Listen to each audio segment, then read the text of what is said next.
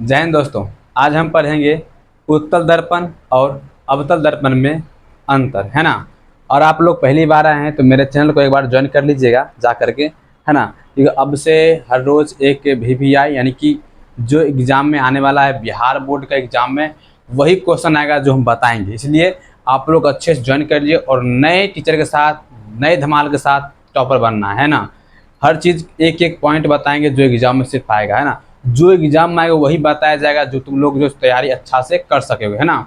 आप लोग जितना अच्छा से तैयारी कीजिएगा और अच्छा ही उतना अच्छा रिजल्ट आएगा। इसलिए हम पहले अंतर को ख़त्म करते हैं ना। फिजिक्स का अंतर जितना भी है वो पहले ख़त्म कर देंगे, है ना। एक एक वीडियो में ये अंतर ही पढ़ाया जाएगा। आप लोग गौर से ध्यान देना है, गौर जितना गौर से ध्यान उतना अच्छा है ना।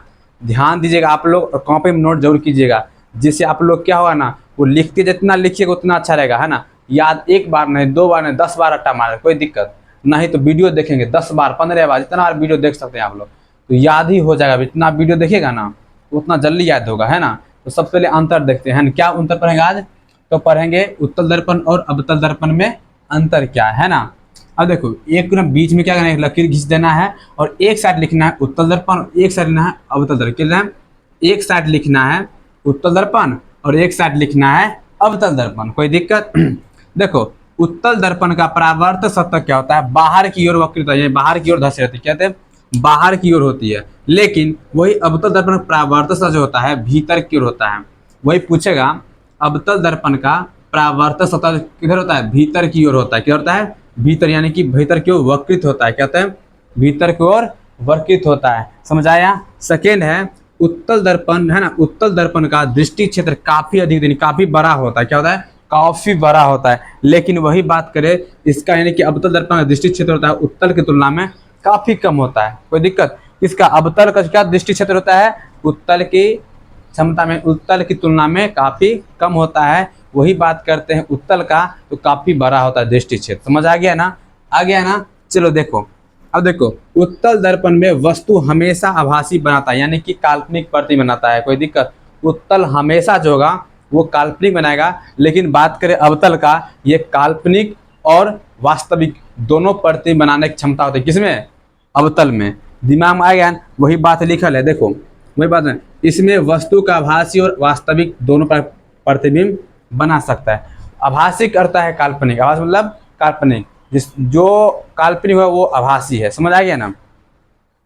अब देखो, यह दर्पण वाहनों के सारे मिलन में काम कर रहे हैं, सारे मिलन के रूप में क्या था, वही बात करेंगे। अगर यह दर्पण वाहनों के अग्रदीप, अग्रदीप मतलब कि लाइट, सर्च लाइट, यानी गर्मी जो लाइट लगा होता है उसके रूप में प्रयोग किया जाता है। किसका?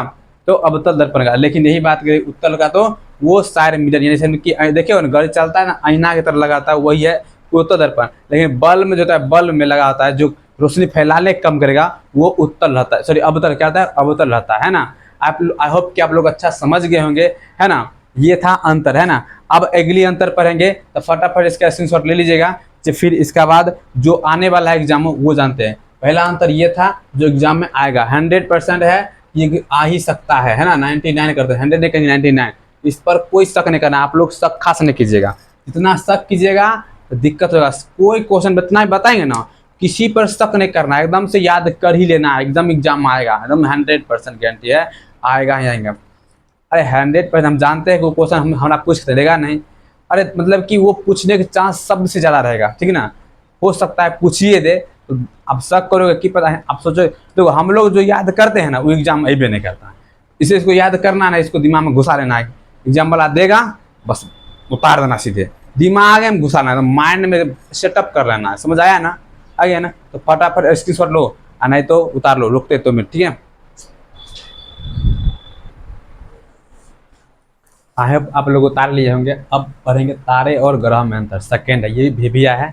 अब देखो क्या है ना, तारा होता है आकाश में प्रकाश बिंदु स्रोत जैसा दिखाई दे, प्रकाश जैसा दिखाई पड़ेगा। लेकिन ये जो है ग्रह, ये ना ग्रह ढेर सारे बिंदुओं का स्रोत होता है, ढेर सारे बिंदुओं का स्रोत है। लेकिन तारे पृथ्वी से काफ़ी दूर होगा, लेकिन ग्रह जो है पृथ्वी अधिकतर समीप होता है। अधिकतर ग्रह समीप, पृथ्वी के समीप है, दिखता होगा ना, है कि नहीं।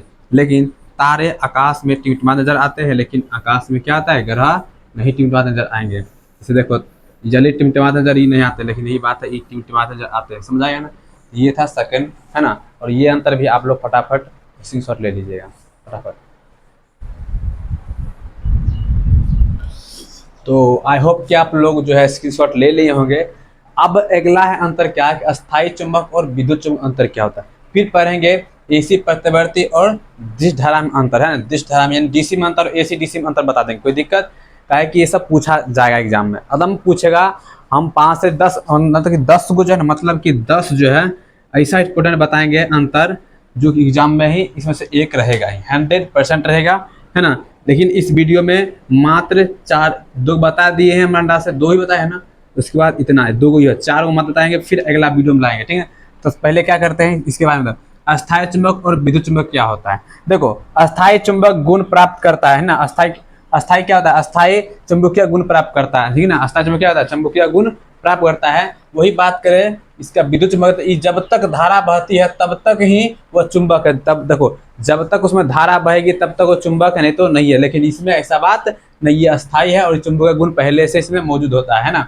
ये ध्रुव निश्चित, इसका ध्रुव जो होता है निश्चित होता है, क्या होता है, निश्चित है, क्या होता है, निश्चित होता है। लेकिन धारा की दिशा बदलने पर ध्रुव बदल जाता है, यानी कि जब ये इसमें जब दिशा बदलेंगे, यानी धारा की दिशा जब बदलेगा तो इसका ध्रुव क्या होगा, बदल जाएगा, कोई दिक्कत क्या है, बदल जाएगा। लेकिन इसका ऐसा बात नहीं, इसमें निश्चित ही रहेगा। लेकिन क्या, ठीक है ना। देखो, चुंबकीय शक्ति ज्यों का त्यों रहता है। इस देखो, अस्थायी चुंबक क्या होता है, चुंबकीय शक्ति का ज्यों का त्यों रहता है ना। जब चीज भूल गए, इधर लिखना था अस्थायी चुंबक, है ना, ऐसा, और इधर लिखना था विद्युत चुंबक, है ना, ये भूल गए थे आप, इस प्रकार दे दीजिएगा, है ना, अंतर।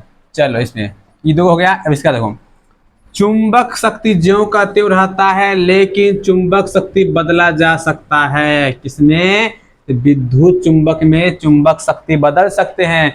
जब कुंडली के तार के फेरों की संख्या बदल जाए तो धारा बदल जाएगा, ऐसा होता है। लेकिन ऐसा इसमें नहीं होता है ना। लेकिन अगर बात करें इसमें, है ना, विचुंबित आसानी से नहीं होता है, होगा, लेकिन आसानी से विचुंबित हो जाएगा इसमें, जल्दी से, है ना।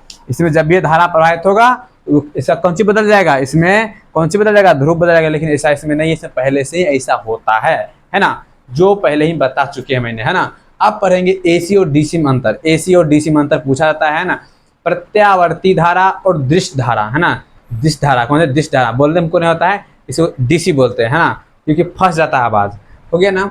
चलो, अब एसी और डीसी में अंतर, फिर इसी पर लेंगे एसी और डीसी में अंतर। देखो, धारा यानी कि एसी का धारा का मान तथा दिशा समय के साथ दोनों बदलता है। किसमें, एसी में।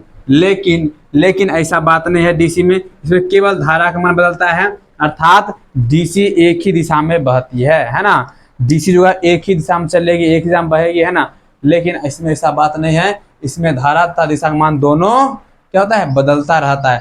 देखो, एसी को आसानी से उत्पन्न किया जा सकता है, लेकिन इसमें इसे उत्पन्न करने के लिए कठिनाई होती है। यानी कि एसी को हम आसानी से उत्पन्न कर सकते हैं, लेकिन डीसी को ऐसा बात है, कठिनाई उत्पन्न होगी, है ना। लेकिन देखो, इसे आसानी से डीसी में बदला जाता है, यानी कि एसी को डीसी में बदलने के लिए आसानी से कर लेंगे। अगर पूछेंगे एसी से डीसी में बदलना है तो बहुत कठिनाई होगी, कोई दिक्कत सर डीसी से एसी में बदलेंगे तब, है ना। डीसी से एसी में बदलेंगे तो बहुत कठिनाई होगी, लेकिन एसी से डीसी में बदलेंगे तो आसानी से कर लेंगे, है ना। ये आज के लिए इतना ही।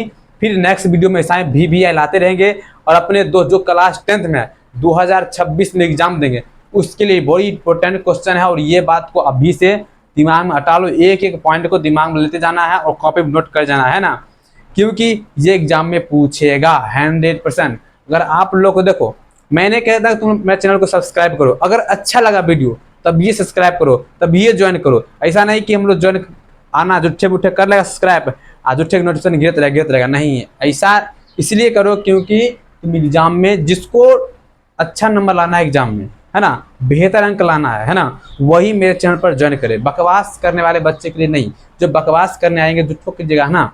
आइए अपने दोस्त को, हर जो पढ़ने वाला वही ज्वाइन कीजिए, ठीक ना। आप लोग नए नए वीडियो लाते रहेंगे और आप लोग ही सपोर्ट कीजिएगा, और वैसा ही बच्चे को भेजिए जो पढ़ने में हैप्पी है, और जो पूरा कमजोर उसको तो भेजना ही जाए, क्योंकि कमजोर बच्चा के लिए आसानी से आसानी लैंग्वेज में लाते रहेंगे। भले ये थोड़ा आप लोगों को भारी लगता होगा, लेकिन आने वाला समय में तो लोग हल्का से हल्का भाषा में बनाने की हम कोशिश करेंगे, है ना।